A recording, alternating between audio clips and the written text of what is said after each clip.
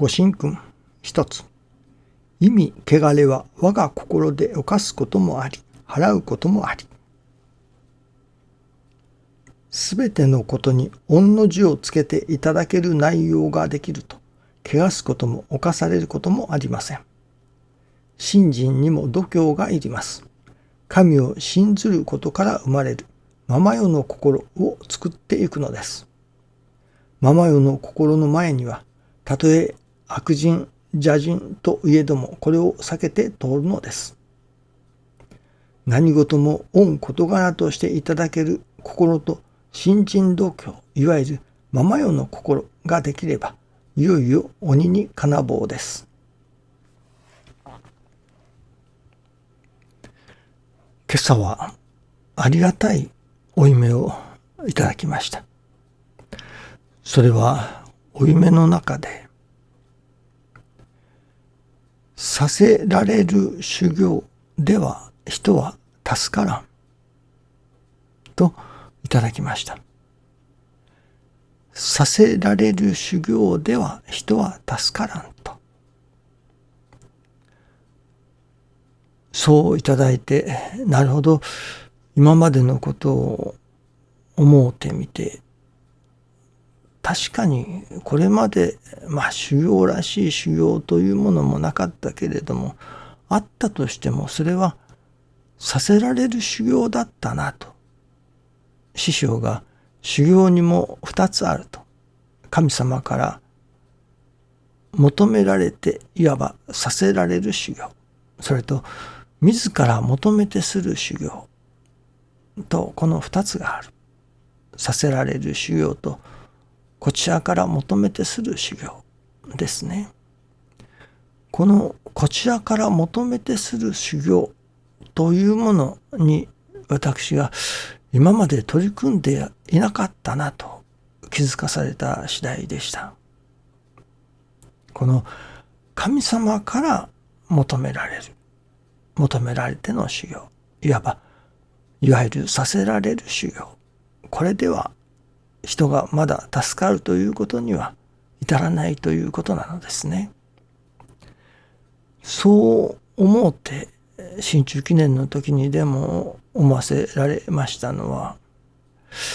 なるほど、確かに師匠の場合は自ら修行を求めておられたということなのですね。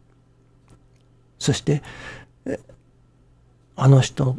がなさった修行、この先生がなさった修行、いわゆる直心尖閣の先生方がなさったという修行は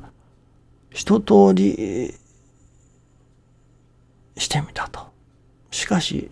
私の場合はおかげにならなかったとおっしゃってありますね。そして改めて、私にも神様の願いがかけられておるに違いない。その願いが成就するために、もう右にしてください、左にしてくださいとは願いませんと。私の身の上に起きてくること、これを修行として受けさせていただきますと、自らの求めての修行となさったわけですね。私にかけられているに違いない神様の願いが成就するために、そのための修行として目の上に起こってくる事柄を一切を受けさせていただきますと。いわば成り行きを受けるでもいろいろな成り行きの受け方があるでしょうけれども、これまで私が取り組んできたのはさせられる修行として受けてきたということになりますね。それを師匠の場合はもっと積極的に自ら神様の願いが成就するための修行として、自ら求めての修行として成り行きに取り組んでこられたということになりますね。師匠の場合はどちらかというと、自ら求めて修行をするというその精神がお強かったように思いますね。そのことに改めて気づかせていただきました。それからすると私は点でダメですね。自ら求めて修行するということに取り組んだことがないですね。そういう意味からしていわば和行ですか、火の行や水の行、これなどはさせられる修行ではなく、やはり自ら求めて火の行をする、水の行をする、その求めて修行をしようというその心根が神様に通うのではないでしょうかね。その修行自体、火の行や水の行、我が身を痛める修行、その修行内容自体は決して神様から喜ばれるものではありません。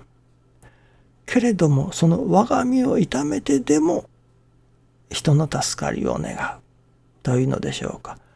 そういう自ら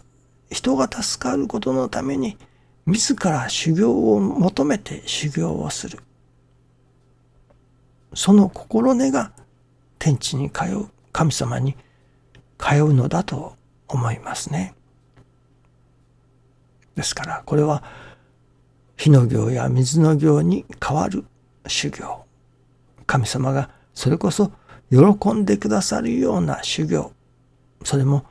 求めてする修行に何か取り組ませていただかねばならないなと今思わせられている次第です。一番師匠も喜んでくださる修行、それはやはり成り行きをいただく、成り行きを受けるということでもよし、これを修行として成り行きを取り組ませていただこう、修行として成り行きを受けさせていただこうということではなかろうかと、まだ結論が出たわけではありませんけれども、そういうものを今朝は感じさせていただいています。させられる修行では人は助からんと、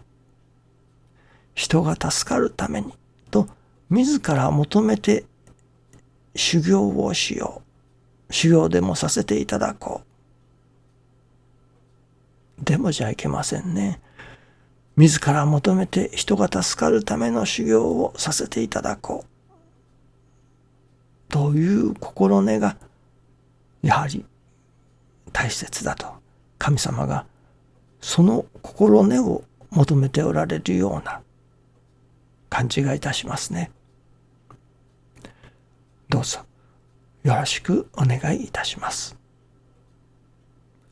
ありがとうございます。